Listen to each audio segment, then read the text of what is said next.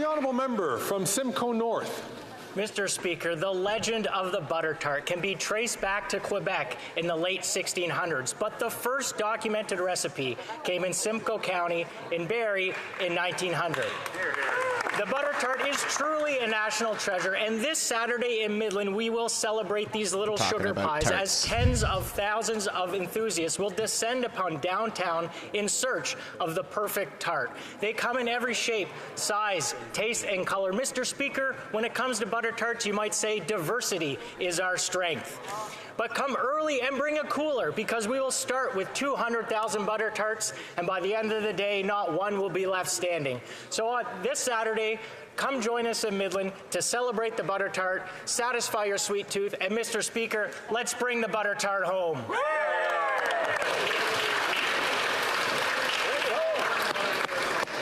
The honourable member from Willowdale. Mr. Speaker, I rise with a heavy heart, but with much admiration, to pay tribute to a member of the medical community of Toronto. On May 26th, Dr. Abbas Hadian, a remarkable physician and a distinguished leader of the Iranian-Canadian community, passed away. For over 40 years, Dr. Hadian provided healthcare to countless patients by operating a bustling medical practice and by serving at North York General Hospital. He was passionate about medicine, passionate about people, and passionate about his family. From the youngest child to the oldest of seniors, Dr. Hadian treated every patient with exemplary care and with good cheer and humor.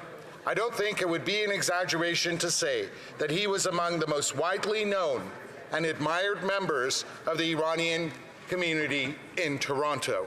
I'd like to thank his family for having generously shared Dr. Hadian with countless patients and wish them well during this particularly difficult time.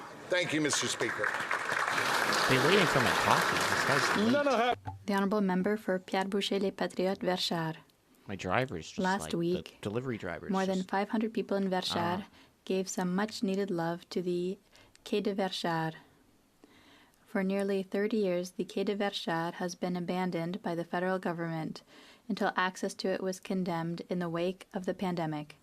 The citizens of Verchères find it hard to understand why, in the middle of the historic heart of their village, the federal government has allowed this much-loved wharf to languish. The citizens of Verchères find it hard to understand why Ottawa has money for all kinds of meddling and frivolous spending, but no money for their wharf. The citizens of Verchères find it hard to understand how the federal government can give lectures while neglecting its own infrastructure.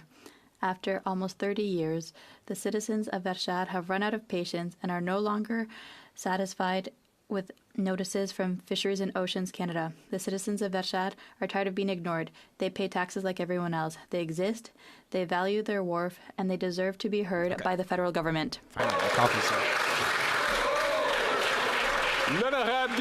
The honourable member for Sherbrooke.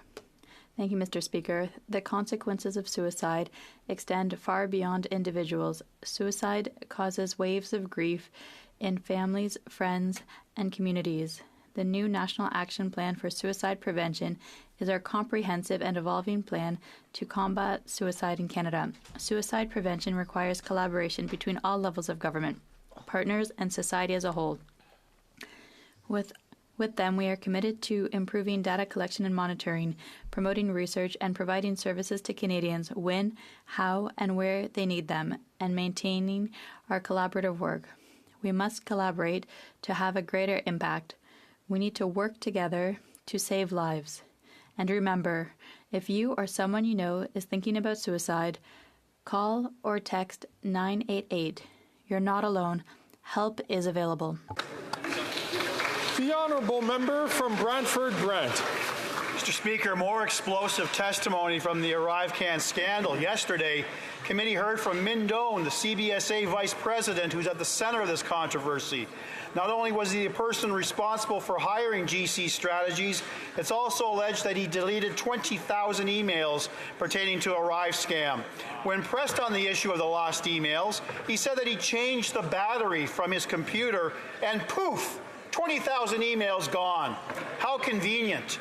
We also received text messages of a conversation he had with a colleague about his committee summons, admitting he can't throw ministers under the bus, and there is a gap between what he wants to say and what he can say. There is still a dark cloud of secrecy that hangs over our Arrive scam. Who is Mr. Doan protecting? Who is he covering for? Conservatives will continue to ask the tough questions to get to the bottom of this boondoggle of a scandal. Here, here. The honourable member from Kitchener-Conestoga. Mr. Speaker, today I rise in tribute to a resident of Kitchener-Conestoga, Stan Smurthwaite, a Royal Navy signalman who on D-Day sailed the SS Cresco, one of almost 7,000 vessels that comprised the largest amphibian invasion ever assembled, an operation that changed the course of history. Signalman Smurthwaite, affectionately known as Steady Light by his D-Day comrades, risked his life to deliver ammunition to the brave soldiers storming the beaches of Normandy. Stan and others were a beacon of courage among the chaos of war. In 2019, Stan traveled to France for the 75th anniversary of D-Day. Unfortunately, he did not live to witness today's 80th D-Day commemoration, passing earlier this year at the age of 98. Stan was the last D-Day veteran in Waterloo region. So let us not forget our veterans' sacrifice, courage, and indomitable spirit, and keep veterans like Stan etched in our hearts and memories, reminding us that freedom is not free, it is earned. Thank you, Mr. Speaker. The honourable member from Yukon. Mr. Speaker, the 12th annual Arctic Inspiration Prize took place in Whitehorse earlier this month, continuing the celebration of people working on groundbreaking projects from around northern Canada. Congratulations to the Yukon's Young People's Theatre Festival and the Youth Coalition for Food Security in the North, who each took home $100,000 to continue their projects. Feikilaniti received $499,000 for their efforts, offering recovery and wellness programming, balancing both traditional knowledge and Western practices to support real healing from the opioid crisis. Congratulations as well for the $500,000 prize to the Therapeutic Farm School, a wonderful farm-based project, horses included, that lights up the world for neurodiverse youth. These are some of the brightest lights from the Yukon, celebrating with Northern brothers and sisters in a show of innovation and excellence that we in the North are rightly proud of. Congratulations to all who took part in the AIP, and thank you to the many sponsors who make the prizes possible.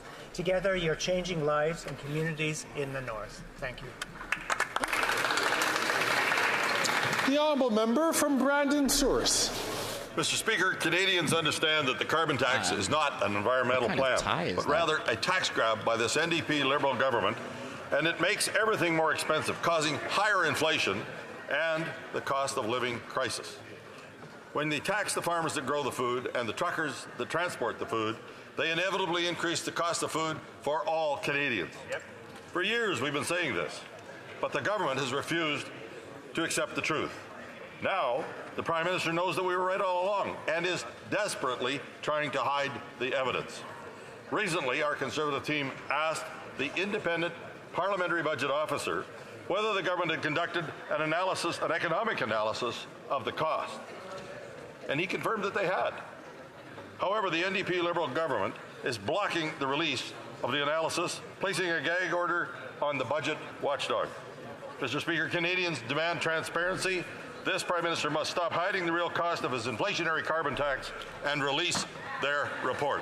Yeah, and like you could tell when he was in committee being asked by Conservatives, like he was nervous The honourable member to for say the Sudbury. real costs of the Last carbon month, tax. I had the pleasure of joining attendees for the inaugural Rainbow Connections Conference in Sudbury. The conference brought together members of the 2SLGBTQI+ community, as well as seniors, older adults, elders, and allies from across Northern Ontario. It was a chance to celebrate, discuss, and also to learn from each other on how we can do more to support the 2SLGBTQI+ community, especially seniors. Protecting the rights of 2SLGBTQI+ people is how we build a more inclusive Sudbury and a more inclusive Canada. As allies, we must continue to do our part to ensure we are creating safer and more supportive communities. Mr. Speaker, as we celebrate Pride Month, I want to thank members of Squad Sudbury and the Réseau Access Network for organizing this important conference. It was a timely discussion that holds much promise for much needed change. Thank you. The honourable member from Barrie-Innisfil. Today marks the 80th anniversary of Canadian forces bravely storming Juno Beach to defeat the Nazis in the fight for freedom, human rights, and human dignity. 124 Royal Canadian vessels, 10,000 sailors, 39 Royal Air Force squadrons, a total of 14,000 Canadians took part in D-Day with our allies. It is a day that changed lives and history forever. 359 Canadians lost their lives on that day so that millions could be liberated from Hitler's control and Nazism. Hear, hear. Today, we honor and thank our fellow Canadians who fought in the air, on land, and at sea under incredible circumstances and with a bravery that none of us, except those who were there, will ever understand. We will always be indebted to this generation of brave Canadians and their families. Their determination will forever be remembered. Their story must never be forgotten, and their cause should serve as a reminder to all of us that sadly, in these times, the forces of hatred still exist. On behalf of a grateful nation, I say thank you from the bottom of our hearts for their courage, their sacrifice, and their results on this day 80 years ago that changed the course of history. We will remember them. Right here. That was a great statement.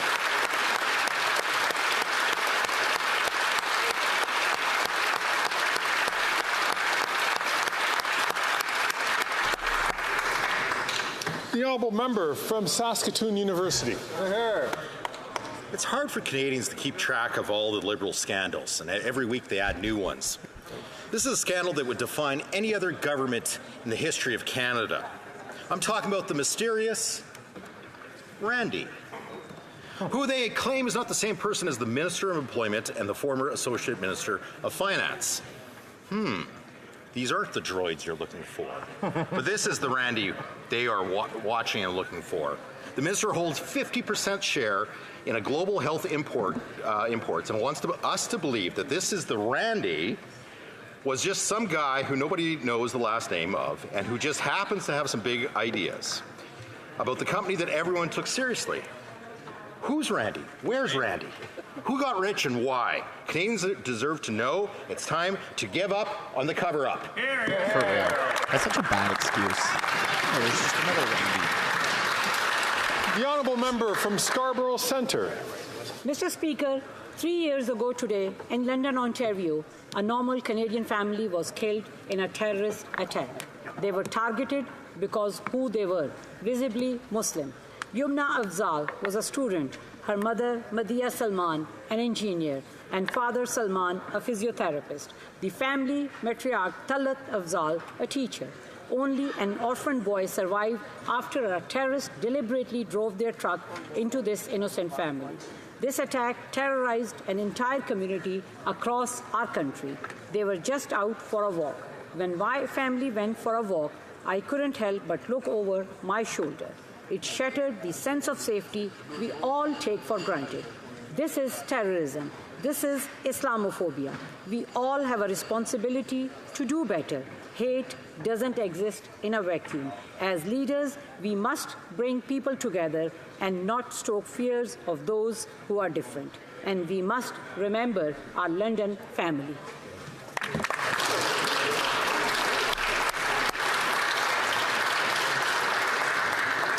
The honourable member from Nunavut. I rise wishing I could speak to happy occasions, knowing that June is Indigenous Peoples History Month. Sadly, I stand to give rise to despair that still exists. There are too many of us that are losing to alcohol abuse. There are too many that I represent in Nunavut and to those Indigenous peoples outside of Nunavut that are affected from alcoholism. There are too many of us losing to alcohol. I am told, for instance, that $16.7 billion go towards national health burdens like addressing diseases, disorders, and cancers due to alcoholism. We know in Ottawa that the Inuit population has reached about 5,000.